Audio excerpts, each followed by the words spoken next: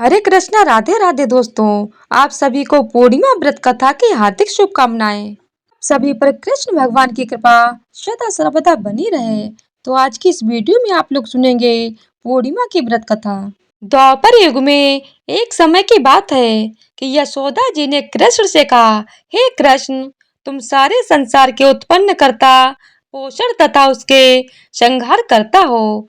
आज कोई ऐसा व्रत मुझसे कहो जिसके करने से मृत्यु लोक में स्त्रियों को विधवा होने का भय न रहे तथा यह व्रत सभी मनुष्यों की मनोकामना पूर्ण करने वाला हो। श्री कृष्ण कहने लगे, हे माता, तुमने अति सुंदर प्रश्न किया है। मैं तुमसे ऐसे ही व्रत को सविस्तार कहता हूँ।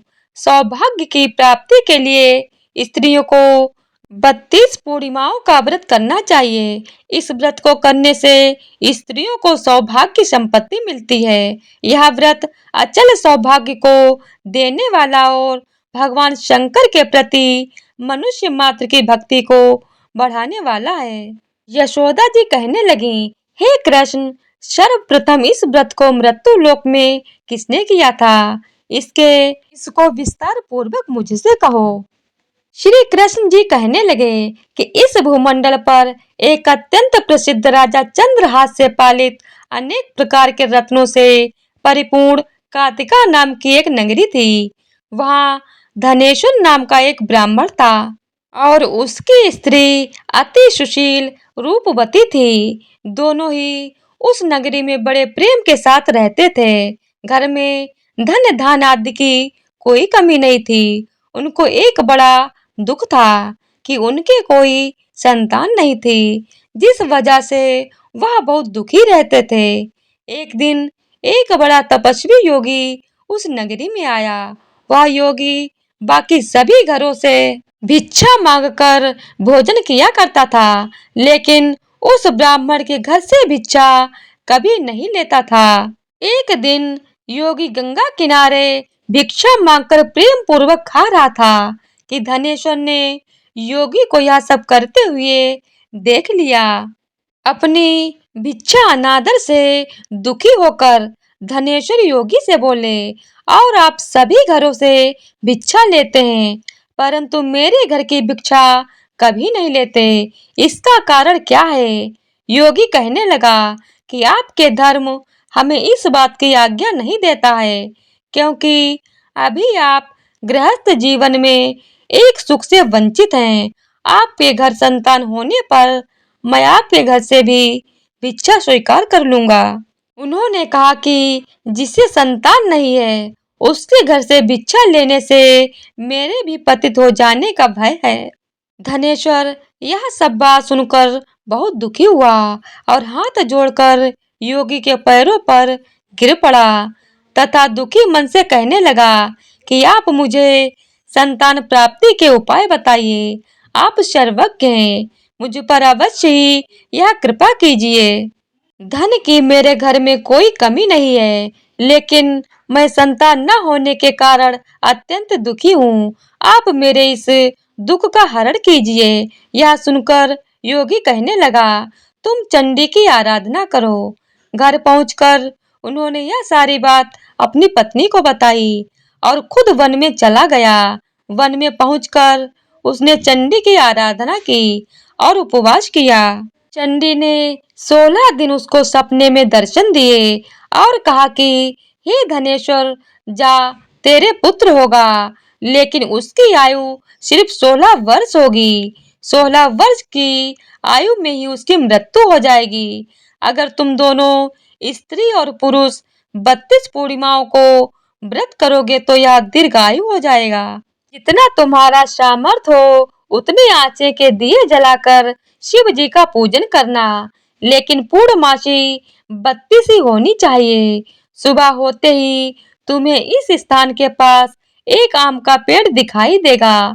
उस पर चढ़कर एक फल तोड़कर अपने घर चले जाना। अपनी स्त्री को इस बारे में बताना। सुबह स्नान होने के बाद वह स्वच्छ होकर शंकर जी का ध्यान करके उस फल को खा ले। तब शंकर भगवान की कृपा से उसको गर्भ हो जाएगा। जब ब्राह्मण सुबह उठा तो उसे उस स्थान पर आम का पेड़ दिखाई दिया और वह उससे फल तोड़ने के लिए चढ़ा, लेकिन वह पेड़ पर चढ़ नहीं पा रहा था। यह देखकर उसे बड़ी चिंता हुई। उसने भगवान गणेश की उपासना की और कहा, हे दयानिधे, अपने भक्तों के विघ्नों का नाश करके उनके मंगल कार्य को करने वाले, दुष्टों का नाश करने वाले, रिद्धि सिद्धि देने वाले, आप मुझे इतना बल दें कि मैं अपनी मनोकामनाओं को पूरी कर सकूं। इसके बाद वह पेड़ से फल तोड़कर अपनी पत्नी के पास पहुंचा।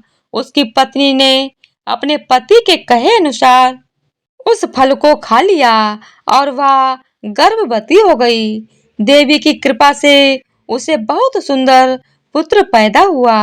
उसका नाम उन्होंने देवी दास रखा। माता पिता के हर्ष और शोक के साथ वह बालक बढ़ने लगा।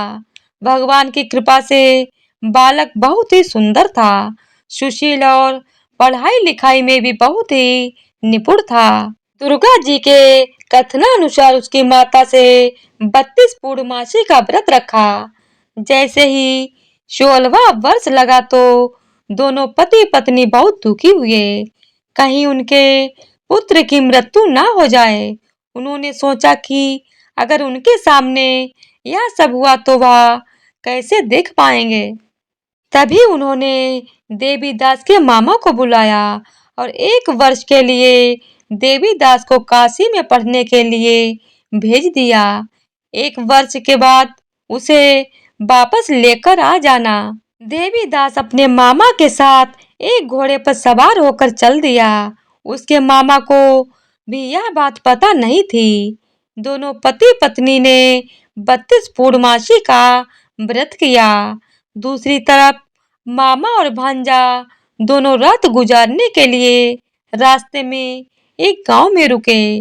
उस दिन उस गांव में एक ब्राह्मण की कन्या का विवाह होने वाला था।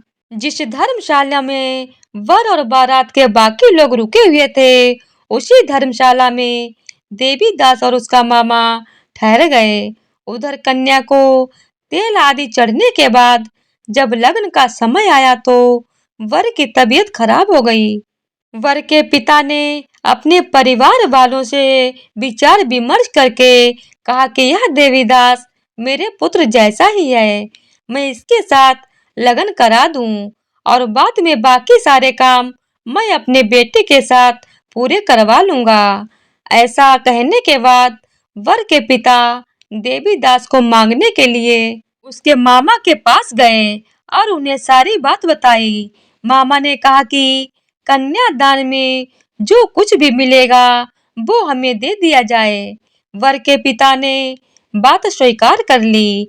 इसके बाद देवीदास का विवाह कन्या के साथ संपन्न हो गया। इसके बाद वह अपनी पत्नी के साथ भोजन न कर सका और मन में विचार करने लगा कि न जाने यह किसकी पत्नी होगी। यह सोचकर उसकी आंखों में आंसू आ गए। तब वधू ने पूछा कि क्या बात है, आप उदास क्यों हैं? तब उसने सारी बातें अपनी पत्नी को बता दी। तब कन्या कहने लगी, यह ब्रह्म विवाद के विपरीत है। आप ही मेरे पति हैं, मैं आपकी पत्नी रहूंगी, किसी अन्य की कभी नहीं। तब देवीदास ने कहा, ऐसा मत करिए, क्योंकि मेरी आयु बहुत कम है, मेरे बाद आपका क्या होगा? लेकिन उसकी पत्नी नहीं मानी और बोली, स्वामी आप भोजन कीजिए। दोनों रात में सोने के लिए चले गए। सुबह देवीदास ने पत्नी को 4 नगों से जड़ी एक अंगूठी दी और एक रुमाल दिया और बोला कि हे प्रिय, इसे ले लो और संकेत समझकर स्थिर चित हो जाओ। मेरे मरण और जीवन जानने के लिए एक पुष्प वाटिका बना लो, उसमें सुगंधि वाली एक नव मल्लिका लगा लो, उसको प्रतिदिन जल से सींचा करें और आनंद के साथ खेलो कूदो। जिस समय और जिस दिन मेरा प्राणांत होगा उस दिन यह फूल सूख जाएंगे। जब यह फिर से हरे हो जाएं तो जान लेना कि मैं जीवित हूँ। यह समझाकर वह वहां से चला गया। इसके बाद जब वर और बाकी बाराती मंडप में आए तो कन्या ने उसे देखकर कहा कि यह मेरा पति नहीं है। मेरे पति वह हैं जिनके साथ रात में मेरा विवाह हुआ है। इसके साथ मेरा विवाह नहीं हुआ है।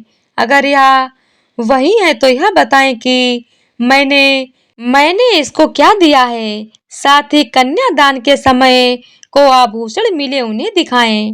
कन्या की ये सारी बातें सुनकर वह कहने लगा कि मैं यह सब नहीं जानता। इसके बाद सारी बारात भी अपमानित होकर लौट गई। भगवान कृष्ण बोले, हे माता, इस प्रकार देवीदास काशी चला गया।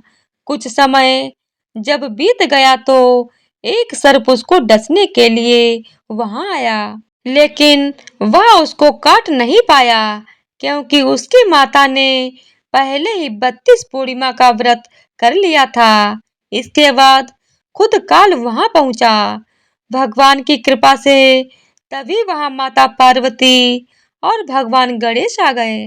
देवीदास को मूर्छित दशा में देखकर माता पार्वती ने भगवान शिव से प्रार्थना की कि महाराज, इस बालक की माता ने पहले ही 32 पूर्णिमा का व्रत कर लिया है, आप इसको प्राण दें। भगवान शिव ने माता पार्वती के कहने पर उसे प्राण दान दे दिया। उधर उसकी पत्नी उसके काल की प्रतीक्षा कर रही थी।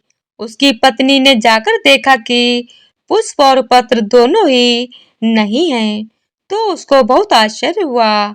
और जब उसने देखा कि पुष्प वाटिका फिर से हरी हो गई है, तो वह समझ गई कि उसका पति जिंदा हो गया है।